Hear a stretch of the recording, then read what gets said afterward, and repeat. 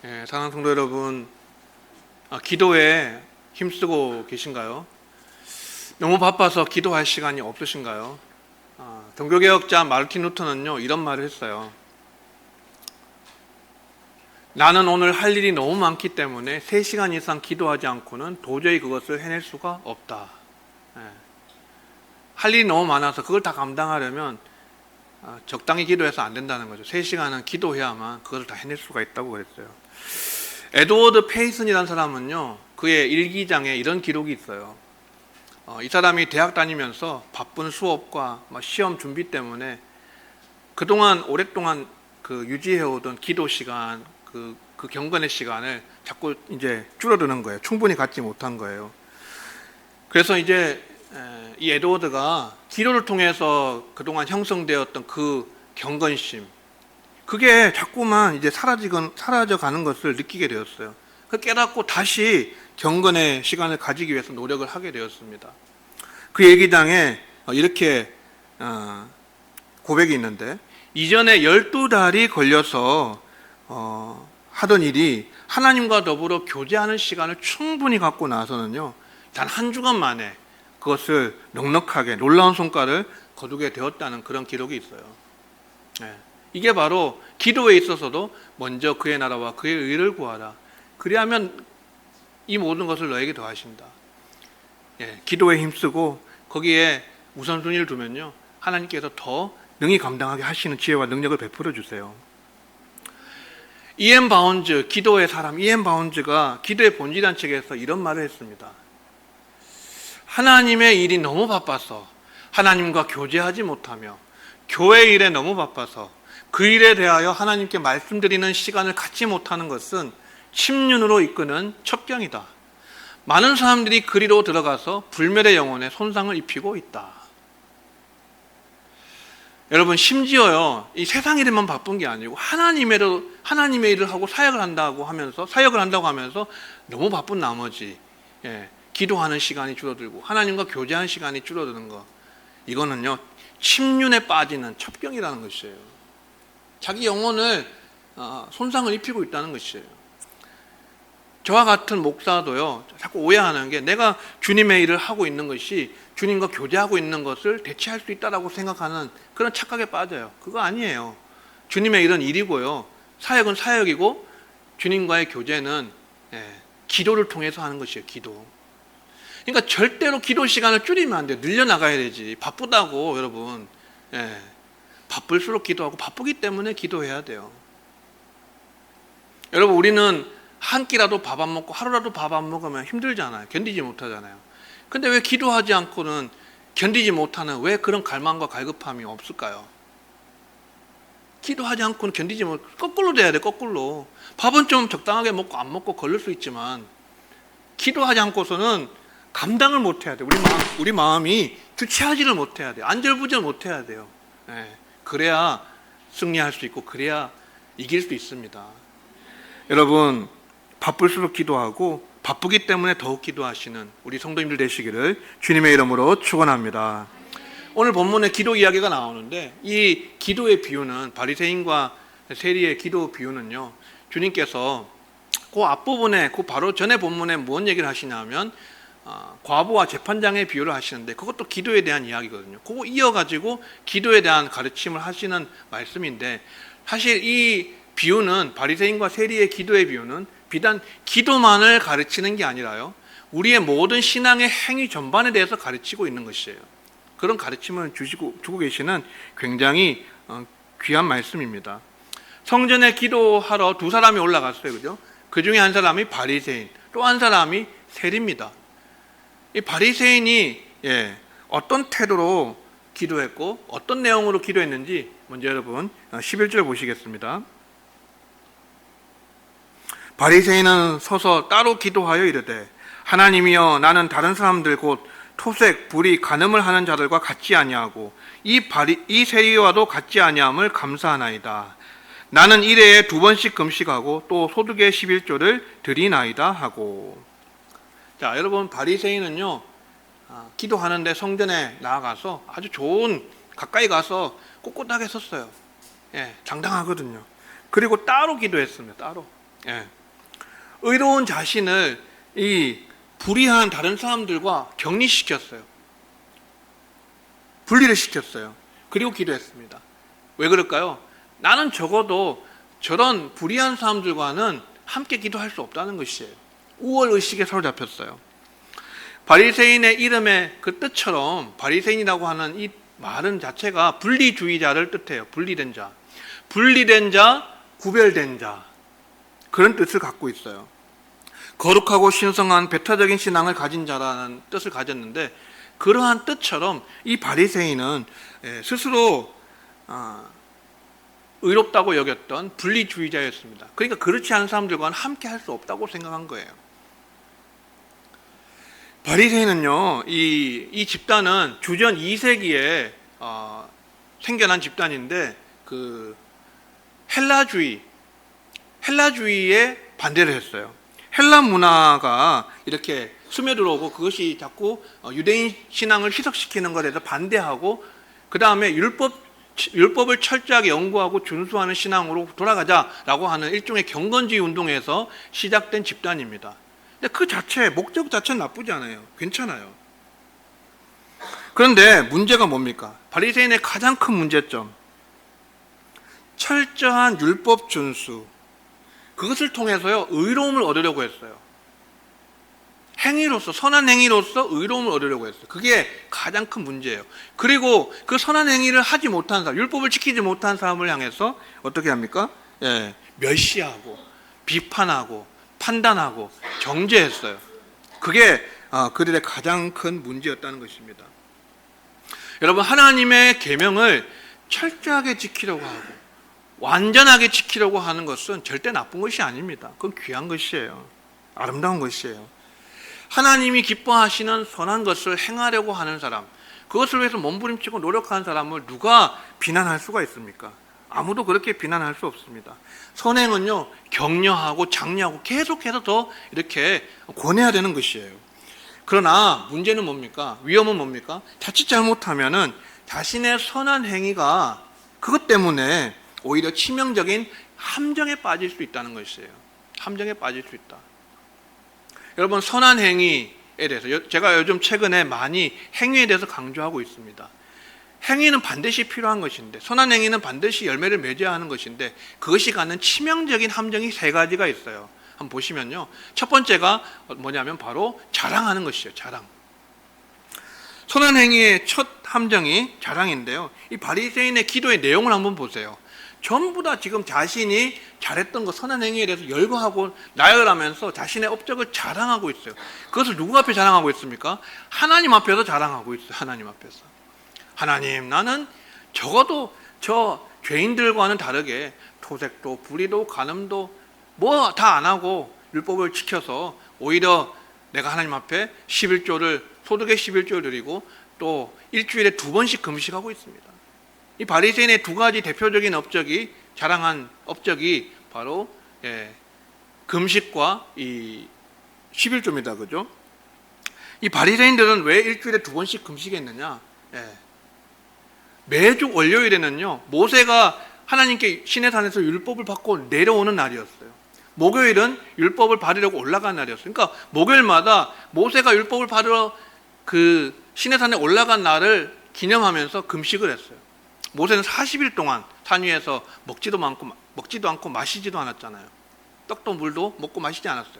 그러니까 우린 적어도 율법을 신성시하고 중시하는 우리 바리새인들은 적어도 목요일은 금식해야 된다. 또 월요일날 내려왔으니까 그 끝날이니까 적어도 월요일은 금식해야 된다.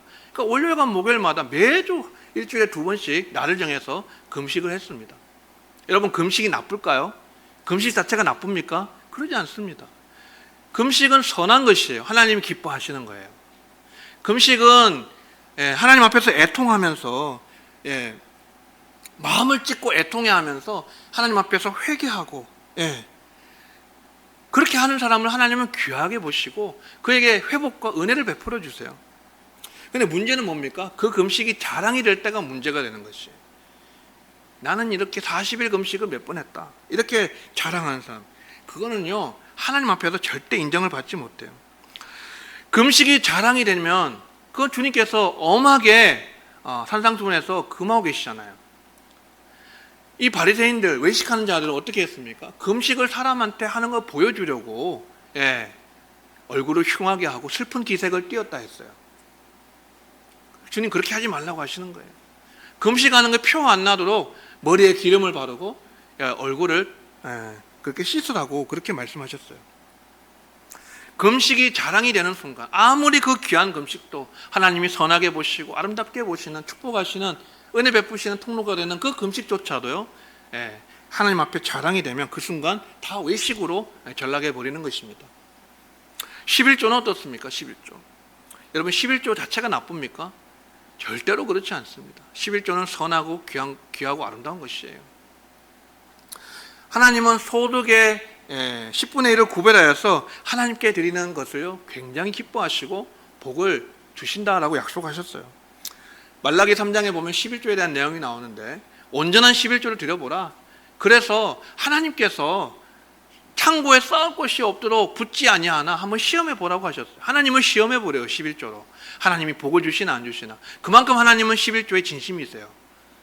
오늘날 11조에 대해서 개념을 자꾸만 희석시키는 사람들은 그것은 잘못하는 것입니다. 그런데요, 이 바리새인은 11조에 대해서 모든 소득의 11조를 드렸어요.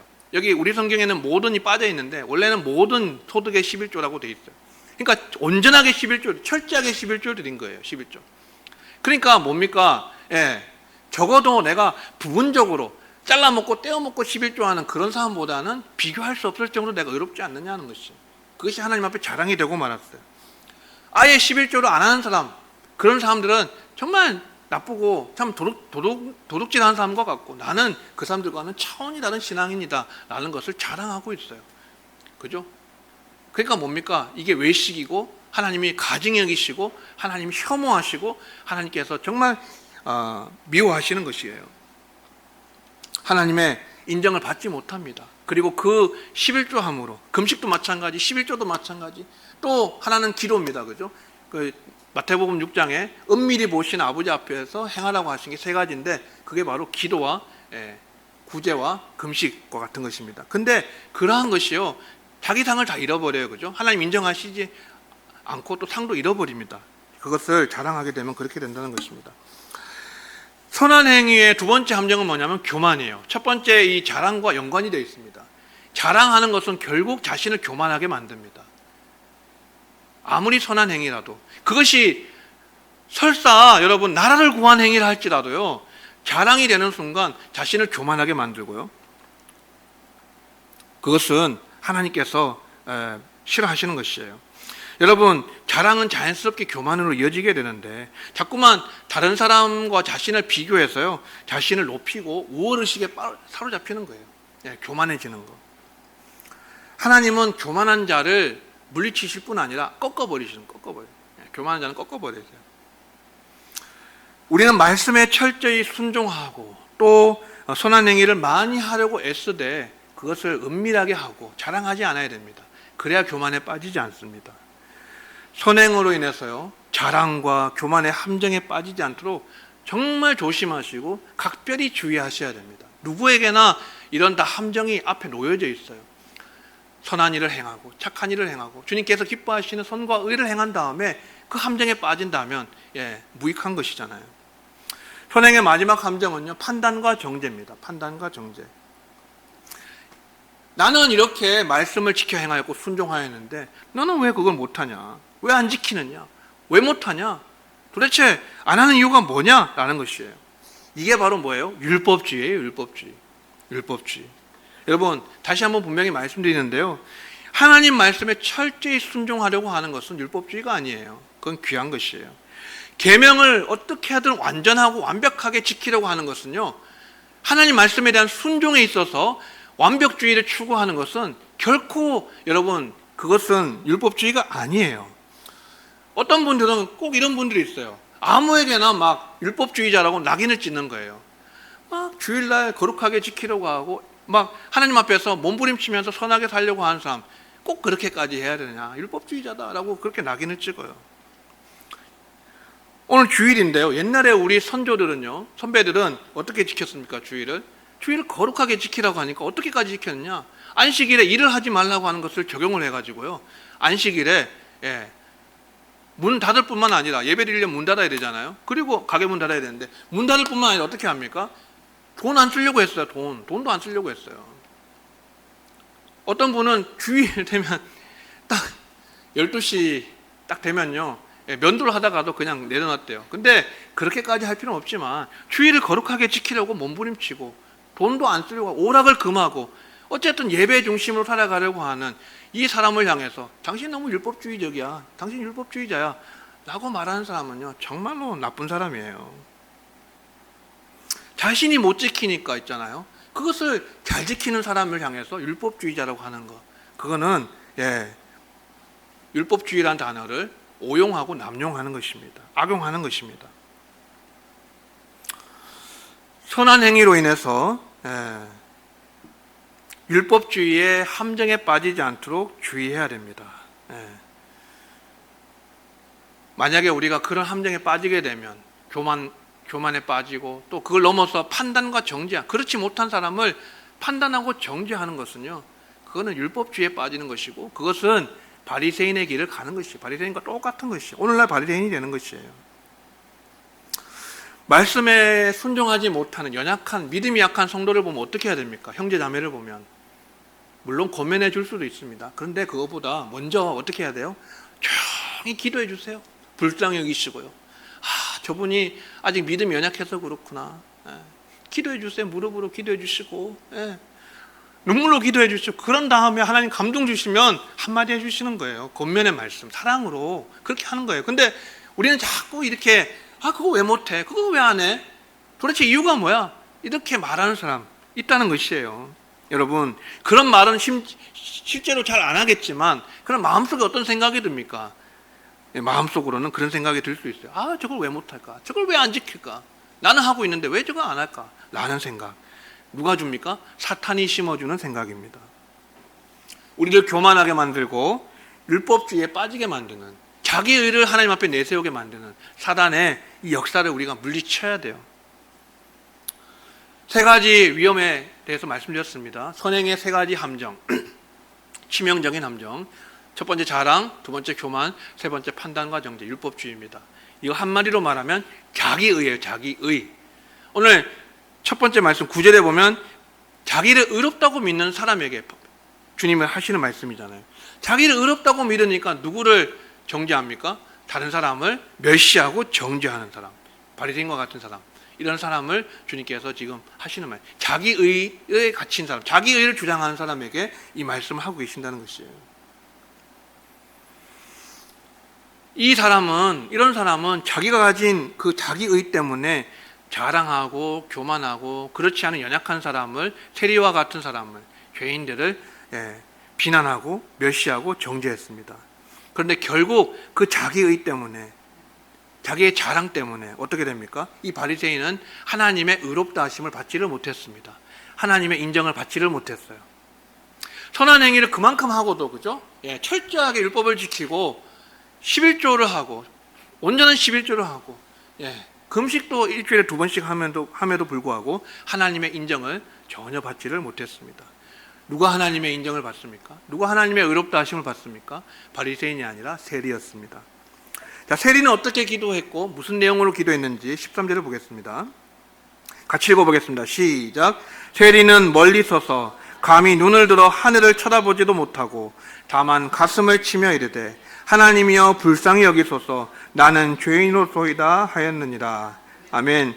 이 세리는 자기 자신을 너무 잘 알아요. 자기 죄를 부정하지 않습니다. 부인하지 않습니다. 내가 죄인임을 알고 있어요. 인정하고 시인하고 있어요.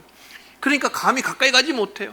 거룩한 성소를 향해 가지도 못하고 멀리 서가지고 꼿꼿하게 선 게 아니라 고개를 숙이고 있어요. 눈을 들지 못하고. 이 자세를 보세요. 태도를 보세요. 겸손한 태도, 자기를 낮추는 태도. 그러면서 가슴을 치는, 가슴을. 마음을 찢고 가슴을 치는 거예요. 하나님, 나를 불쌍히 여겨주십시오. 나는 죄인입니다. 나는 죽을 죄인입니다. 주님, 나를 불쌍히 여겨주십시오. 하나님의 긍휼과 자비에 호소한 기도였어요. 긍휼과 자비를 베풀어 달라고 호소했어요. 그의 태도는 겸손했고 자신을 낮추었고 자신의 죄인임을 인정하고 회개하며 하나님의 긍휼을 구했습니다. 어떻게 됩니까? 14절 같이 읽겠습니다. 시작. 내가 너희에게 이르노니 이에 저 바리새인이 아니고 이 사람이 의롭다 하심을 받고 그의 집으로 내려갔느니라. 무릇 자기를 높이는 자는 낮아지고 자기를 낮추는 자는 높아지리라 하시니라. 아멘. 이 세리의 겸손한 기도, 회개의 기도, 하나님의 긍휼과 자비를 구하는 기도가요, 하나님의 마음을 움직였어요. 하나님의 마음을 감동시켰어요. 하나님은요, 연약한 자를 불쌍히 여기세요. 다만 그의 연약함을 인정하고 하나님을 의지하는 사람에게, 하나님이 그러한 세리를요, 의롭다 하십니다. 하나님이 의롭다 하셨다는 이 표현은 이게 칭의를 말하는 것인데 법정적인 용어예요. 하나님이 어떤 사람을 의롭다 하시면요, 그 사람이 죄가 없다고 선언해 주시는 거예요. 그것도 하나님의 법정에서. 하나님의 법정에서요, 하늘 법정에서 너는 무죄야, 너는 무죄다라고 땅땅땅 선언해 주시는 게 바로 의롭다 하심이에요. 의롭다 하심. 이 세리가 죄가 없습니까? 불의가 없습니까? 잘못이 없습니까? 아니잖아요.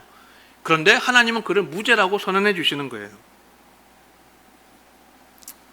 여러분, 하나님 앞에 자기 의를 가지고 하나님 앞에 나아갈 수 있는 사람이 단 한 사람도 없어요. 하나님 앞에 설 수 있는 사람 아무도 없습니다. 왜 그렇습니까? 하나님이 인정하실 만한 의인이 하나도 없어요. 의인은 없나니 하나도 없으며, 그죠? 그리고 모두 죄를 지었고 치우쳤고 무익하게 되어서 하나님의 영광에 이르지 못했습니다. 하나님의 기준을 만족시키지 못했어요. 그리고요, 설사 어떤 사람에게 선한 행위가 있고요, 그 사람에게 하나님 기뻐하시는 행위가 있다 할지라도요, 그 의는요, 우리가 가진 의는요, 다 더러운 옷과 같은 것이라고 이사야가 말했어요. 그래서 우리는 하나님 앞에 나아갈 때 어떻게 해야 됩니까? 무조건 자신을 낮추어야 돼요. 고개를 숙이고 무릎을 꿇고 하나님의 긍휼과 자비를 구해야 돼요. 그리고 예수 그리스도께서 이루신 온전한 의를 의지해야 돼요. 주님께서 십자가 위에서 우리 죄를 도말하시기 위해서 우리 죄를 지시고 죽으신 그 주님의 이루신 의, 구원, 그것을 붙들고 나아가야 돼요. 그래야 하나님의 은혜를 입어요. 이게 바로 믿음이에요. 믿음. 하나님의 의는 어떻게 주어집니까? 하나님의 의는 어떻게 얻습니까?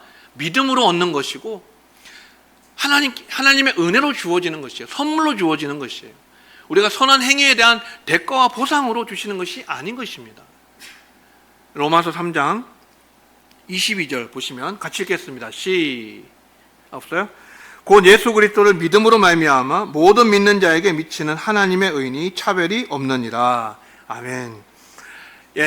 이제는 율법 외에 한 의가 나타났다고 했어요. 하나님의 의가 나타났는데 이 예로부터 선지자를 통해서 하나님께서 그 증거를 받은 거라고 했는데 뭐냐면 바로 하나님 보내신 메시아 구원자 예수 그리스도, 그분을 믿는 믿음으로 말미암아서 하나님이 주시는 완전한 의, 그게 하나님의 의고 모든 사람에게 차별이 없습니다. 유대인이든지 이방인이든지 누구나 할 것 없이 똑같이 공평하게 주시는 믿음으로 말미암아 하나님께서 주시는 의예요. 은혜로 주시는 의라는 것입니다.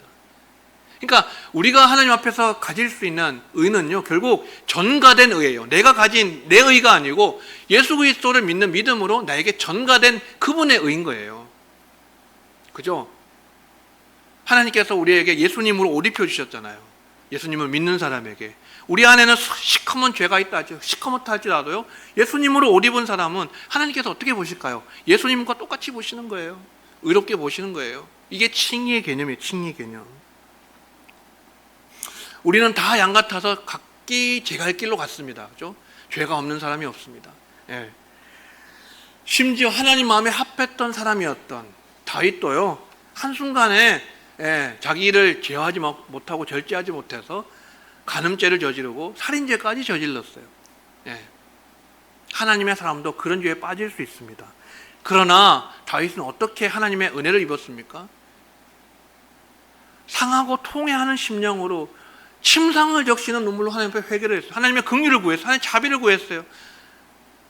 주님은 중심의 진실함을 원하시오니 우슬초로 날 정결케 하시고 내 죄를 맑게 씻으시고 구원의 감격을 회복시켜 주시고 내게 하나님의 성령을 거두지 마시고 그런 하나님 앞에 진실한 회개를 하고 자비와 긍휼을 구했더니 하나님께서 그를 어떻게 하십니까? 멸시하지 않고 물리치시지 않고 용서해 주시잖아요. 그리고 하나님이 다시 더욱더 더 큰 은혜를 베풀어 주신 것입니다. 여러분 시편 51편 17절 같이 읽겠습니다. 시작. 하나님께서 구하시는 제사는 상한 심령이라.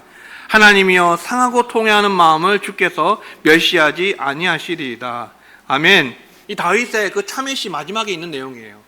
하나님이 구하시는 제사는요, 번제와 같은 그런 제사가 아니고 이 마음을 찢는 상한 심령이라는, 마음을 찢는 상한 심령, 상하고 통회하는 심령, 주님 앞에서 가슴을 치고, 이 세리처럼 가슴을 치고 나는 죄인으로서이다 눈을 들지 못하고 주님의 긍휼과 은혜와 자비를 구하는 그 상한 심령, 마음을 찢는 것, 그게 하나님의 마음을 감동시켜요.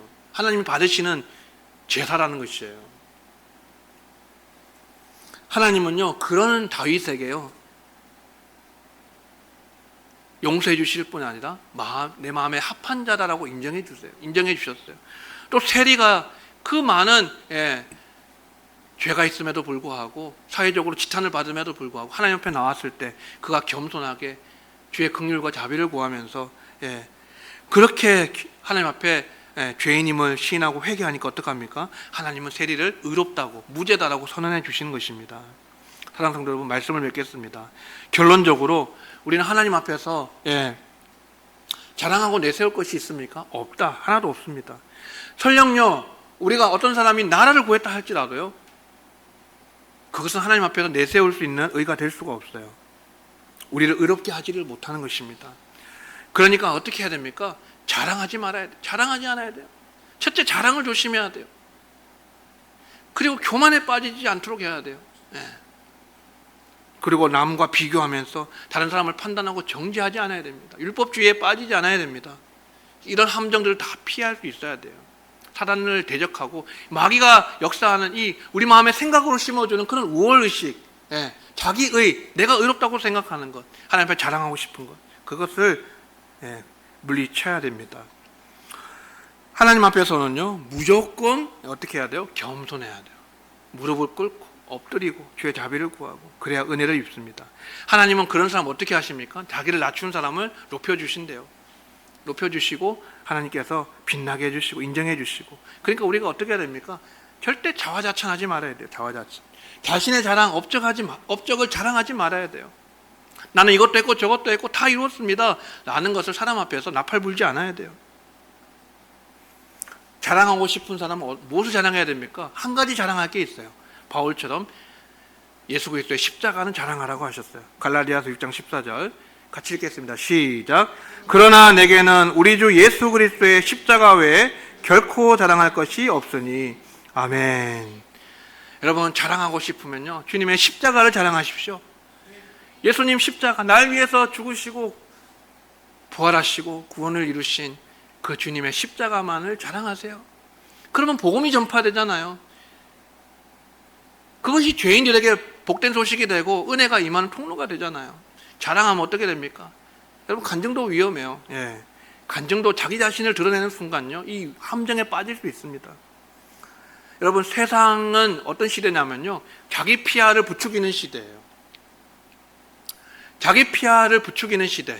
그러니까 기업들은 제품을 팔려면 우리 회사는 이것이 특이합니다, 이것이 구별됩니다, 이것이 잘합니다 라고 자랑해야 되죠. 교회까지 이것이 들어와 있어요. 우리 교회는 이것을 잘합니다, 우리 교회는 이러한 교회입니다 라고 해서 차별화시키는 거예요. 자꾸만 교회를 PR하려고 해요. 이런 시대 속에서 또 간증이 넘쳐나는 시대에서, 그럼 간증도 위험할 수 있는 게요, 자랑으로 빠질 수 있기 때문에 그래요. 우리가 이런 자기 PR의 시대, 자기 PR을 요구받는 부추기는 시대에 어떻게 살아야 될까요? 아까 처음에 말씀드린 것처럼 첫 번째는 십자가만 자랑해야 된다는 것이고요. 두 번째는 뭐예요? 자신을 침잠해야 됩니다. 침잠이라는 단어가 무슨 뜻이냐면요, 깔아앉힌다는, 물속에 깔아앉힌다는 것이에요.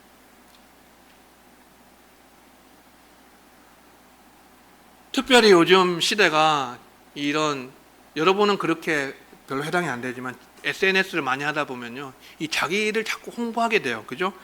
자꾸 드러내려고 하고 싶어요. 그게 선한 영향력이라고 자꾸 포장하고 싶어져요. 근데 그거는요, 굉장히 위험한 것이죠. 제가 그거 뒤늦게 깨달았어요, 여러분. 여러분, 그래서요, 나를 드러내지 말고 감추어야 돼요, 감추어야 돼요. 물속을 깊이 그냥 빠뜨려야 돼요. 주님이 드러나시도록.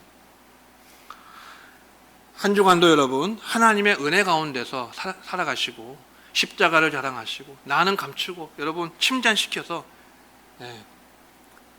하나님의 영광을 위해서 사시고, 주님만 자랑하시는, 그래서 하나님의 은혜가 충만하게 임하시는 복된 성도님들 되시기를 주의 이름으로 축원합니다. 기도하겠습니다.